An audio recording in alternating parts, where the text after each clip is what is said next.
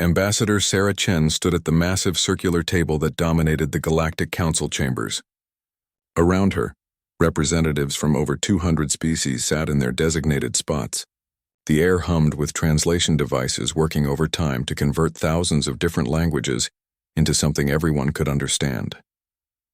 Sarah looked down at the datapad in her hands. 3 months of talks. 3 months of listening to alien species tell humanity what they could and could not do. 3 months of being treated like children who had just learned to walk. The Zephyrian High Counselor was speaking again. His voice carried the weight of authority that came from leading one of the oldest civilizations in the galaxy. The human proposal for mutual defense protocols shows their typical emotional thinking, he said, his words translated into perfect English through Sarah's earpiece. They see threats where none exist. This is what happens when a species evolves from predators. Sarah's jaw tightened. She had heard this argument dozens of times before. The humans were too aggressive, too quick to fight, too ready for war. The older species had spent centuries talking about peace while humanity had spent those same centuries actually keeping the peace. Counselor Veltar of the Etherian Collective nodded in agreement. His translucent blue form shimmered as he spoke. Humanity's military focus is primitive. Advanced civilizations resolve conflicts through discussion and careful thought. Violence is the tool of the unenlightened. Sarah remembered the reports sitting in her secure files. Reports of 3 separate invasion attempts over the past 50 years.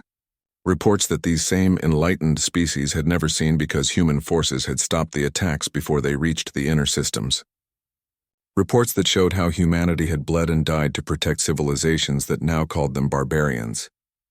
The Altarian representative, a bird-like creature with golden feathers, added his voice to the criticism. Human emotional responses make them unreliable partners. They act first and think later.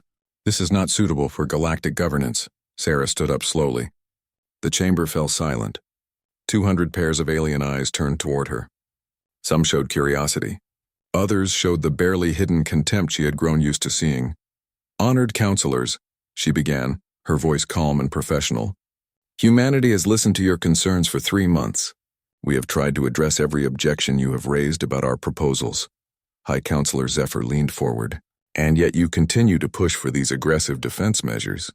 You want to place weapons throughout the galaxy. You want to establish military bases in neutral space. This is exactly what we mean about human thinking. Sarah nodded. You're right. We do want those things. We want them because we know what's out there in the dark spaces between stars. We know what comes hunting when civilizations become too comfortable with peace. Paranoid thinking, Veltar interrupted. The galaxy has been at peace for over 1,000 years. There are no threats that require such measures. No threats you know about, Sarah replied. No threats you've seen. But that's because others have been dealing with those threats while you've been sitting in these comfortable chambers. A murmur ran through the assembly. Several representatives began talking at once. The translation system struggled to keep up with the sudden burst of conversation. High Counselor Zephyr raised his hand for silence. Ambassador Chen, are you suggesting that humanity has been fighting wars without informing this council? Sarah reached into her briefcase and pulled out a thick folder. She placed it on the table with a sound that echoed through the chamber. 53 separate military actions over the past half-century. 12 major battles, 3 full-scale invasions prevented, all classified at the highest levels to avoid causing panic among the member species. The chamber erupted. Representatives stood and shouted in languages the translation systems couldn't process fast enough. Some demanded proof. Others accused humanity of lying. A few simply stared in shock. This is impossible, Veltar declared.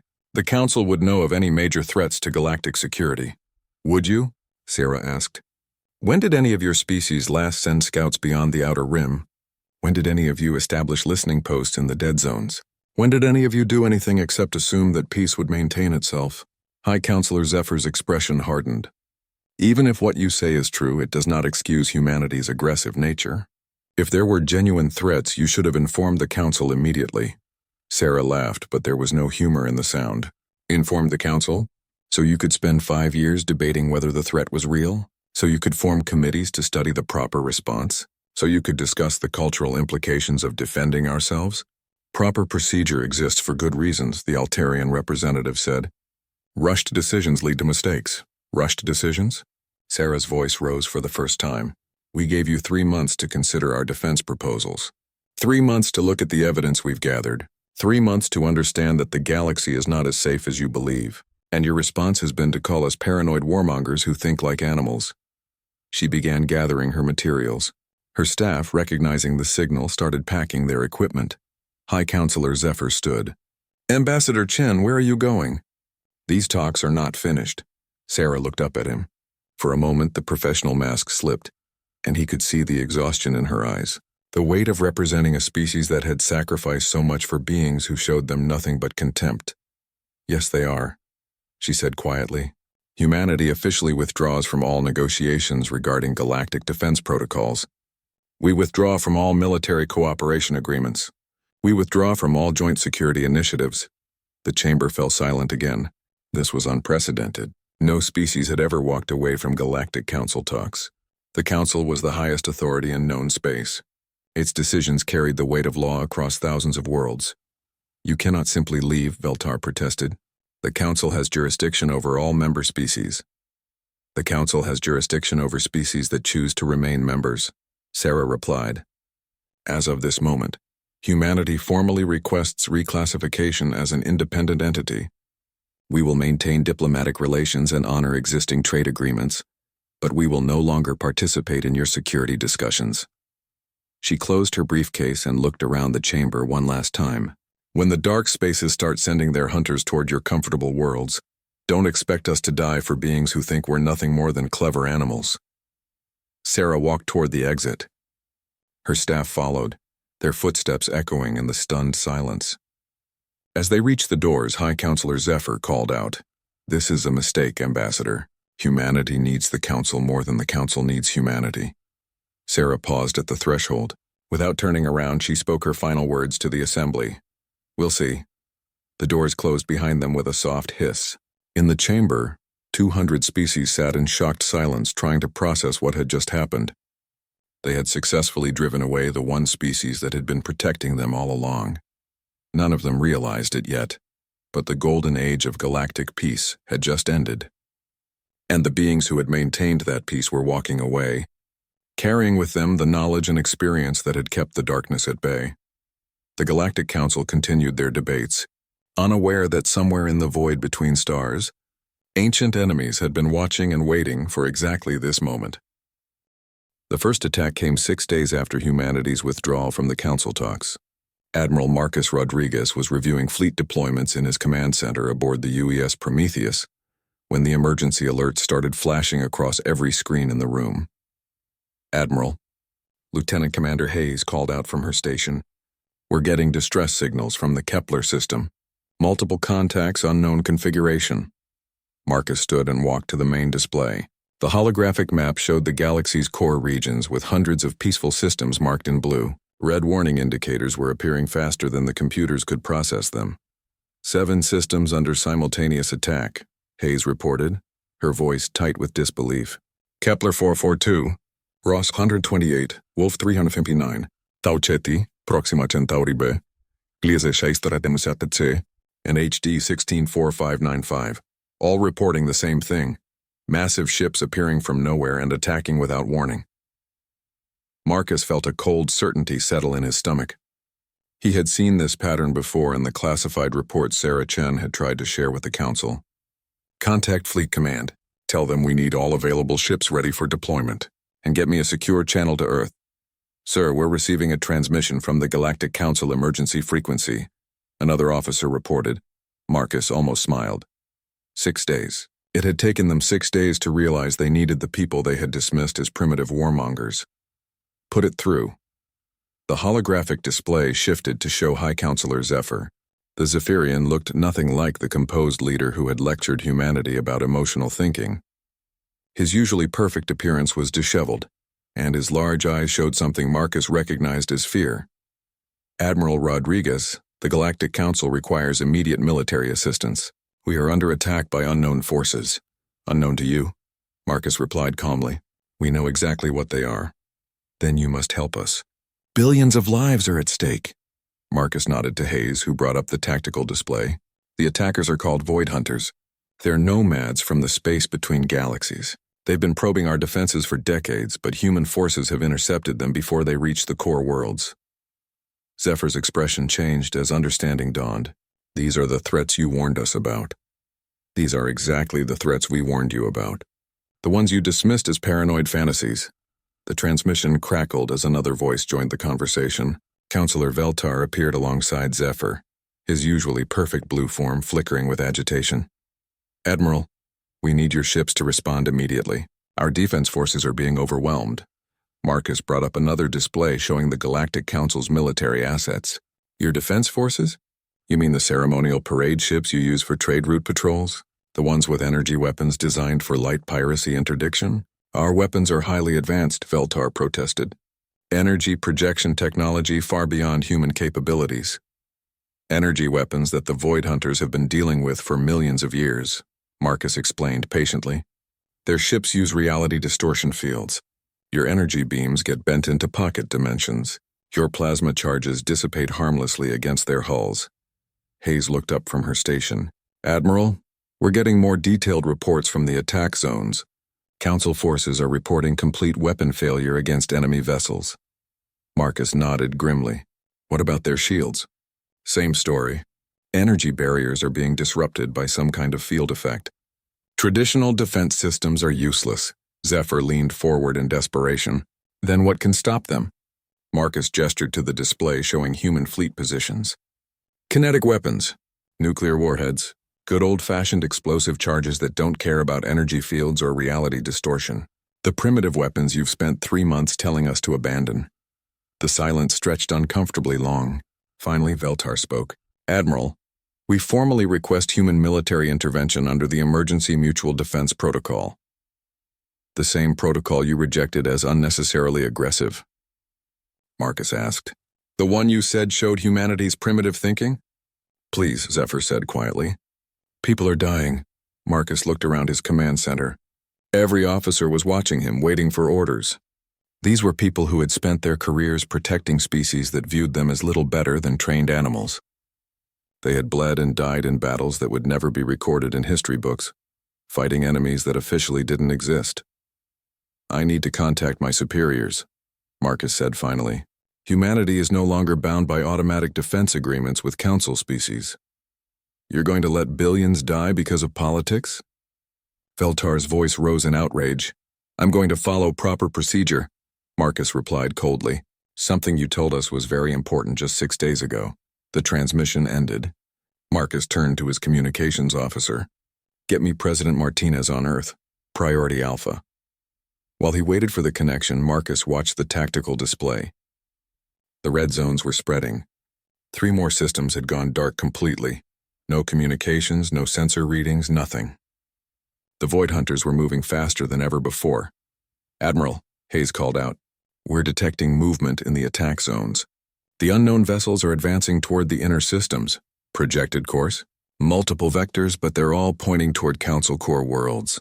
Earth appears to be outside their immediate target zone. Of course it was. The Void Hunters knew exactly who had been stopping them all these years. They would save humanity for last, after they had eliminated the easier targets. The secure channel opened and President Martinez appeared on the display. Elena Martinez had been a military officer before entering politics, and she understood the situation immediately.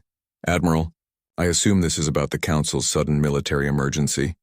Yes, Madam President. They're requesting immediate assistance under protocols they rejected less than a week ago. Martinez nodded slowly. What's your assessment of the situation? Void Hunters, multiple fleets, coordinated assault on 7 core systems. Council forces are completely ineffective against their technology. Without intervention, we're looking at potential genocide on a galactic scale. And the Council's official position on humanity's status? Marcus checked his files. As of yesterday, they still classify us as probationary members under review for aggressive tendencies. President Martinez was quiet for a long moment. Admiral, you have your orders. Maintain current positions and protect human assets. Monitor the situation and provide detailed reports. Madam President, are you ordering me not to intervene? I'm ordering you to follow the same procedures the Council insisted were so important. Any military action requires proper authorization through official channels. The connection ended. Marcus stared at the tactical display as more systems went dark. Somewhere in the void, ancient predators were feeding on civilizations that had grown soft behind humanity's protection. His communications officer looked up. "Sir, we're receiving emergency transmissions from individual ships throughout the attack zones. They're requesting immediate assistance." Marcus closed his eyes. Orders were orders. But those were real people dying out there, regardless of what their governments thought of humanity. "Continue monitoring," he said finally, "and prepare casualty estimates for my next report to Earth." The Galactic Council was learning what happened when you dismissed the people who stood between civilization and the dark. Dr. Elena Vasquez stood in the observation deck of Research Station Omega, watching refugee ships stream past in an endless parade of desperation. Each vessel carried thousands of beings from species that had, just weeks ago, dismissed humanity as intellectually inferior. The irony was not lost on her. "Doctor, we're receiving another transmission from the Etherian Collective," her assistant, Dr. Park, announced from behind her. "They're requesting immediate consultation on defensive measures." Elena didn't turn around. "Let me guess. They want to know why their advanced energy shields are failing?" "Yes, ma'am. They're also asking for specifications on kinetic weapon systems." Now Elena did turn, raising an eyebrow. "The same weapons they called crude and inefficient during the council hearings?" Dr. Park nodded, clearly uncomfortable with the situation. "Should I respond?" Elena walked to her desk and picked up the latest intelligence reports. The numbers were staggering. 12 core worlds completely dark. Over 50 billion casualties confirmed. The Void Hunters weren't just attacking. They were systematically erasing entire civilizations. "Put them through," she said finally. The holographic display activated, showing Counselor Veltar. The Etherian looked nothing like the confident leader who had lectured humanity about proper thinking. His translucent form flickered with stress patterns, and his usual calm composure had been replaced by barely controlled panic. "Dr. Vasquez, thank you for accepting our communication. We need your expertise on defensive countermeasures." Elena sat down slowly. "My expertise? I thought human scientific methods were primitive compared to Etherian research techniques." Veltar's form shifted uncomfortably. "The current situation requires all available knowledge resources." "The current situation," Elena repeated. "You mean the invasion we warned you about for 3 months? The one you said was impossible because advanced civilizations would detect such threats through proper monitoring systems?" "Dr. Vasquez, billions of lives are at stake. This is not the time for what? For remembering that your people called my research emotionally motivated pseudoscience? For pointing out that you refused to look at our evidence because humans were too primitive to understand galactic security?" The Etherian's form brightened with frustration. "We were wrong. Is that what you want to hear? We underestimated the threat." Elena pulled up a file on her secondary display.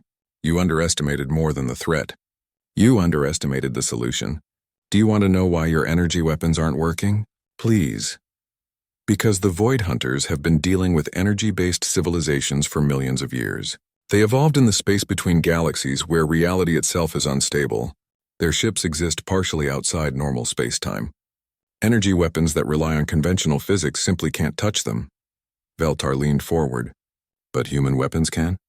"Kinetic weapons exist in normal space regardless of dimensional shifting.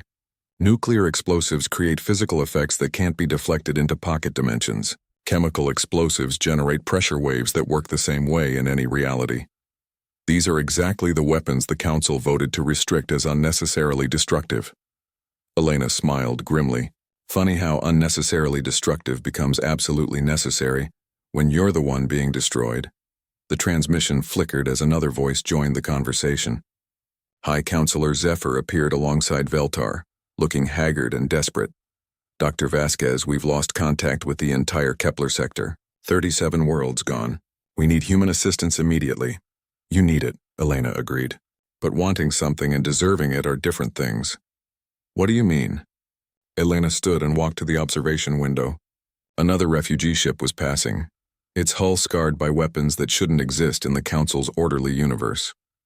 For 50 years, human scientists have been studying extragalactic threats. We've developed countermeasures, defensive strategies, weapon systems specifically designed to fight beings like the Void Hunters. We've done all this while your species called us violent primitives. She turned back to the display. Do you know what my research budget was last year? The one where I predicted this exact scenario? Zephyr shook his head. 0.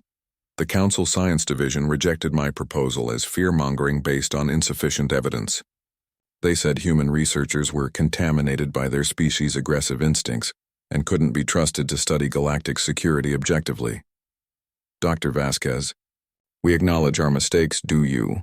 Because 3 hours ago, I received a formal inquiry from the Altarian Academy, questioning whether human defensive research violates Council regulations on weapons development. Even now, while your worlds burn, some of your people are more concerned about controlling humanity than stopping the Void Hunters. Veltar's form dimmed. The Academy members are traditionalists. They don't represent current Council thinking. Current Council thinking, Elena repeated. You mean the thinking that changes depending on whether you need our help? She brought up another display showing human fleet positions. Here's what your current thinking faces. Human forces are protecting 17 different refugee streams. We're maintaining supply lines to 43 surviving outposts. We're coordinating evacuation efforts for systems the Void Hunters haven't reached yet. The alien leaders looked at the display in surprise. Zephyr spoke first. You've been responding? But Admiral Rodriguez said, Admiral Rodriguez is following orders from Earth, but individual human ships have been responding to direct distress calls. Ship captains using their own authority to save lives while their governments debate proper procedure. Elena smiled at their confused expressions. That's another thing you never understood about humans. We don't need official orders to help people who are dying. Then why haven't human forces engaged the Void Hunters directly? Because engaging them requires coordination and resources your people have spent decades trying to restrict. Every time we've proposed joint military exercises, you've rejected them. Every time we've suggested establishing forward bases in dangerous sectors, you've called it aggressive expansion. Every time we've tried to share defensive technology, you've worried about human military advantages. Elena brought up a tactical analysis of the current situation. The Void Hunters are using a classic pattern. They're attacking isolated systems first, preventing coordinated responses. They're avoiding direct confrontation with major military assets until they've eliminated support infrastructure. Can they be stopped? Yes, but it requires the kind of coordinated military response your people have spent years preventing us from organizing. Zephyr looked desperately hopeful. Then you'll help us organize that response? Elena was quiet for a long moment, looking out at the refugee ships. So many different species, all fleeing the same terror, all depending on the humans they had dismissed as primitive. I'll make you a deal, she said finally. Humanity will share our Void Hunter countermeasures and coordinate a joint response. In exchange, the Council formally acknowledges that human military doctrine and scientific research have equal standing with your own. Done, Zephyr said immediately. And humanity gets full access to Council. Resource networks for military purposes. Agreed. And the regulations limiting human weapons. Development are permanently suspended. Veltar hesitated. Dr. Vasquez, some of those regulations exist for good reasons. The regulations exist because you're afraid of us, Elena interrupted. Just like you're afraid of the Void Hunters. The difference is we're trying to save you. She looked out at the refugees one more time, then back at the display. But mostly you acknowledge that sometimes the primitives are right, and the advanced civilizations are just advanced at being wrong. The silence stretched uncomfortably long. Finally, Zephyr nodded. Agreed. All conditions accepted. Elena smiled for the first time in weeks. Then let's go save your galaxy. Captain Maria Torres stood on the bridge of the UES Prometheus, watching the evacuation of Kepler 442b through the main view screen. Massive transport ships struggled to lift millions of refugees from the planet's surface, while Void Hunter scout ships prowled the system's edge like sharks waiting to feed. Her orders were clear and simple. Protect human assets and maintain neutrality. Let the Galactic Council deal with their own crisis. But watching 3 billion innocent beings face extinction made those orders feel like poison in her throat. Captain, Lieutenant Singh called from the communication station. We're receiving a direct transmission on a secured human frequency. Sources, unusual. Define unusual. It's coming from an Altarian engineering vessel, but they're using human military encryption codes. Maria frowned. No alien species should have access to those codes. Put it through, but keep weapons ready. The holographic display activated, showing a young Altarian with the golden feathers typical of his species. But unlike every other Altarian she had met, this one looked directly at her with an expression she recognized as desperate determination. Captain Torres, my name is Crixtal. I'm a systems engineer aboard the Council research vessel Stellar Wind. How did you get human military codes, engineer? I worked with human technical teams during the joint research project 3 years ago. Dr. Sarah Kim gave me emergency codes in case I ever discovered something the Council needed to know but wouldn't want to hear. Maria remembered that project. It had been terminated when the Council decided human engineers were contaminating alien research with aggressive problem-solving methods. What do you have for me, Crixtal? The young Altarian's feathers ruffled with agitation. I've been studying Void Hunter technology since the attacks began. My findings. The Council Science Division won't listen. They say my methods are tainted by human influence. What did you find? A weakness. The Void Hunter's reality distortion fields have a critical flaw. Maria leaned forward. This could change everything. Go on. The distortion fields operate on a harmonic frequency that resonates with dark matter fluctuations. If you can generate a counter frequency at exactly the right amplitude, their dimensional shifting fails. How do we generate this counter frequency? Crixtal hesitated. That's the problem. It requires a coordinated strike by at least 50 ships, all firing nuclear weapons at precisely calculated intervals. The timing has to be perfect, down to microseconds. Maria understood immediately. The kind of coordination he was describing would require the sort of military precision that only human forces had developed. The Council's ships weren't designed for that level of tactical cooperation. Have you shared this information with your superiors? I tried. Counselor Veltar said the plan was too dangerous and showed typical human thinking patterns. High Counselor Zephyr ordered me to focus on diplomatic solutions instead. Maria looked at her tactical display. The Void Hunter forces were massing near the outer planets, preparing for their final assault on Kepler 442b. Once they finished there, they would move to the next system and then the next. Crixtal, I need you to transmit all your data on this frequency. Everything you have. Captain, if I do that, I'll be court-martialed by the Council. They'll say I'm sharing classified information with non-Council forces. If you don't do that, 3 billion people are going to die, and then 3 billion more in the next system. The Altarian was quiet for a long moment. When he spoke again, his voice was steady. Transmitting now. Data flooded into the Prometheus's computers. Maria watched as her science officers analyzed the information, their expressions growing more excited by the minute. Captain, her chief science officer called out, this is incredible. The math checks out. If we can coordinate the strike pattern he's describing, we can punch through their defenses. How many ships do we have in range? 63 human vessels, including support craft. More than enough for the pattern. Maria stared at the tactical display. She had the information. She had the ships. She had the capability to save billions of lives. All she had to do was violate her direct orders from Earth. Captain, Singh interrupted her thoughts. Priority transmission from Admiral Rodriguez. The holographic display changed to show her superior officer. Admiral Rodriguez looked as conflicted as she felt. Captain Torres, I assume you've been monitoring the situation at Kepler 442b. Yes, sir. We've also received intelligence that might change the tactical picture. Explain. Maria quickly outlined Crixtal's discovery and the proposed counterstrike pattern. Rodriguez listened without interruption, his expression growing more grim. Captain, those are impressive findings, but our orders haven't changed. We're to protect human assets and maintain neutrality. Sir, with respect, this isn't about politics anymore. It's about survival. If the Void Hunters eliminate the Council forces, we'll be facing them alone eventually. That decision isn't ours to make. Maria looked out at the evacuation ships again. Admiral, what if it was Earth down there? What if it was human children loading onto those transports? Rodriguez was quiet for a long time.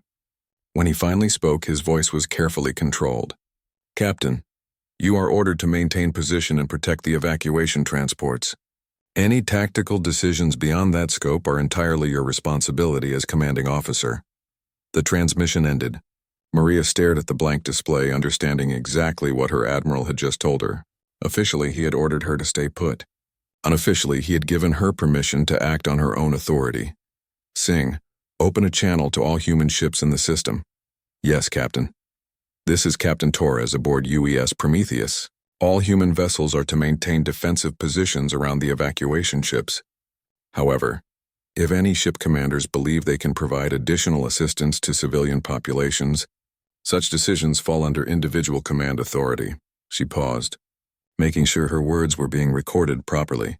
Any volunteers for a humanitarian rescue mission should report to Tactical Frequency Alpha 7 for coordination. Within minutes, every human ship in the system had volunteered. Captain, her tactical officer reported, all vessels are in position for the strike pattern. We have perfect targeting solutions on the Void Hunter formation. Maria looked at the tactical display one more time. 63 human ships against an enemy that had destroyed entire civilizations. The math said they could win. The politics said they shouldn't try. Crystal, she called to the Altarian engineer. Are you still monitoring our frequency? Yes, Captain. This is going to work, right? She could hear the smile in his voice. Captain, I learned mathematics from humans. Of course it's going to work. Maria took a deep breath. All ships, this is Prometheus. Commence Operation Protective Strike in 3, 2, 1. 63 human ships opened fire simultaneously, their nuclear weapons following precisely calculated trajectories toward the Void Hunter fleet. The timing was perfect. The coordination was flawless, and for the first time in recorded history, Void Hunter ships began to explode. The battle for Kepler 442b had begun, and humanity was no longer neutral. Admiral Marcus Rodriguez stood in the command center of the UES Defiant, watching the aftermath of the Battle of the Nexus Point. The massive holographic display showed the wreckage of what had once been the largest Void Hunter fleet ever assembled. Broken ships drifted in the darkness, their reality distortion fields finally silenced. The cost had been terrible. 18 human ships destroyed, thousands of crew members dead, 30% of humanity's deep space fleet reduced to floating debris. But it had worked. The coordinated nuclear strike had shattered the Void Hunter's command structure and sent the survivors fleeing back to the dark spaces between galaxies. Admiral, Lieutenant Commander Hayes reported from her station. Long-range sensors confirm the retreat. All Void Hunter forces are withdrawing beyond the galactic rim. Marcus nodded grimly. Casualty reports. Final count, 4,732 KIA. Another 2,000 wounded. But sir, Hayes paused, looking at her secondary display. We're receiving confirmation that the counter-strike saved over 40 billion lives across 17 systems. 40 billion. Marcus tried to process the number and failed. How do you measure the worth of that many lives against the crews who had died to save them? Admiral, his communications officer interrupted. Priority transmission from the Galactic Council chambers. Put it through. The holographic display shifted to show High Counselor Zephyr and Counselor Veltar, along with several other council members Marcus didn't recognize. They looked like leaders who had just watched their entire worldview collapse. Admiral Rodriguez, Zephyr began formally. The Galactic Council wishes to express its gratitude for humanity's intervention in the recent crisis. Marcus waited. There had to be more. We also wish to extend a formal invitation for humanity to resume its place in council proceedings. We are prepared to offer observer status with limited participation rights in security matters. There it was, the same condescending language they had used for centuries. Observer status, limited participation, as if humanity hadn't just saved their entire civilization. Observer status, Marcus repeated slowly. Yes, given the unusual circumstances of recent events, the Council is prepared to acknowledge certain human capabilities in military affairs.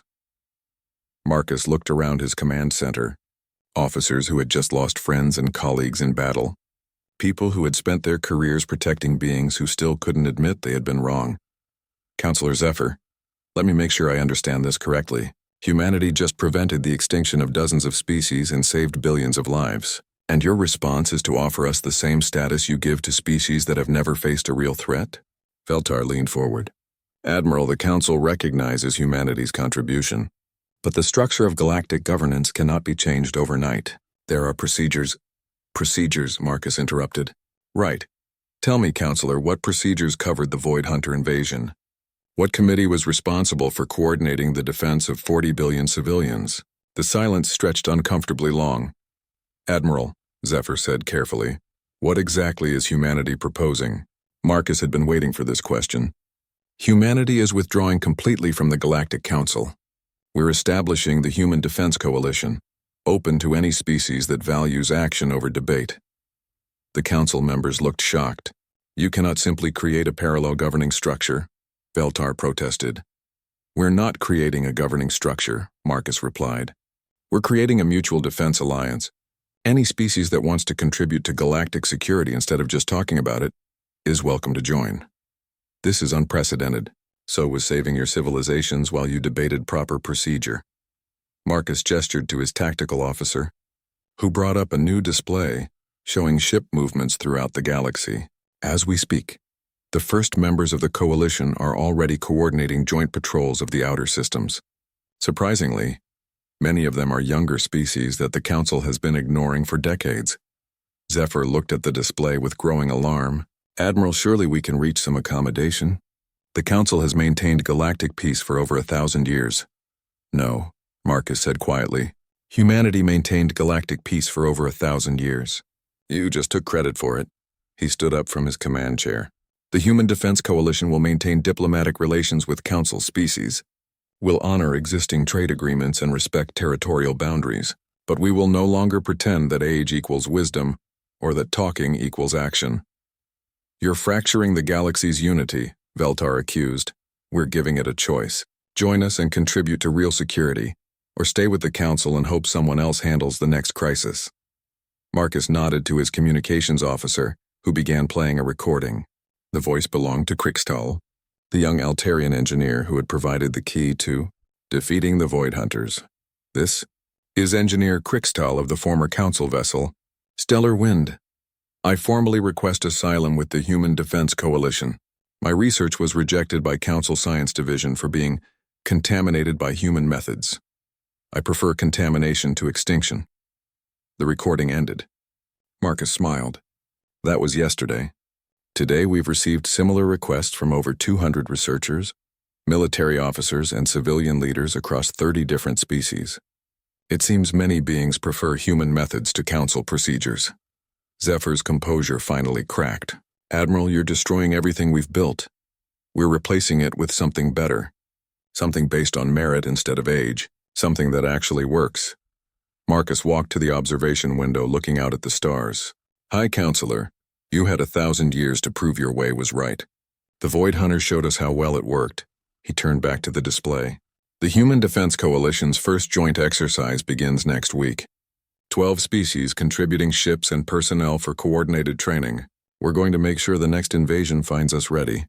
There may not be a next invasion, Zephyr said desperately. The Void Hunters are gone. The Void Hunters are retreating. There's a difference. Marcus brought up long-range sensor data. Our deep space monitors show movement in 3 other dark regions. The galaxy is a dangerous place, counselors. It always has been. The only question is whether you want to face that danger with people who act or people who debate. The transmission ended without another word from the Council. Marcus looked around his command center one more time, then walked to the communication station. Send a message to all Coalition vessels. Begin standard patrol rotations of the outer systems, and transmit an open invitation to any species interested in contributing to real galactic security. He paused, thinking about the crews who had died to save beings who still couldn't acknowledge their sacrifice. And send a personal message to Captain Torres. Tell her the evaluation period for Coalition membership applications is now open. Any species that proved their worth during the crisis gets automatic acceptance. Marcus smiled as he thought about the young Altarian engineer who had chosen human methods over Council procedures. About the refugee ships now safely evacuating to Coalition-protected worlds. About the dozens of species already requesting information about joining the new alliance. The 1,000-year reign of the Galactic Council was over. The age of merit-based leadership had begun, and for the first time in galactic history, the people protecting civilization were the same people making the decisions about how to protect it. The galaxy had learned a hard lesson about dismissing those who stood between them and the darkness. Some species had learned it in time to survive. Others would have to learn it the hard way, if they got the chance to learn it at all. But one thing was certain. Humanity would no longer die quietly for civilizations that viewed them as primitive. From now on, If the galaxy wanted human protection, it would have to earn it through action, not words. The age of taking humanity for granted was over.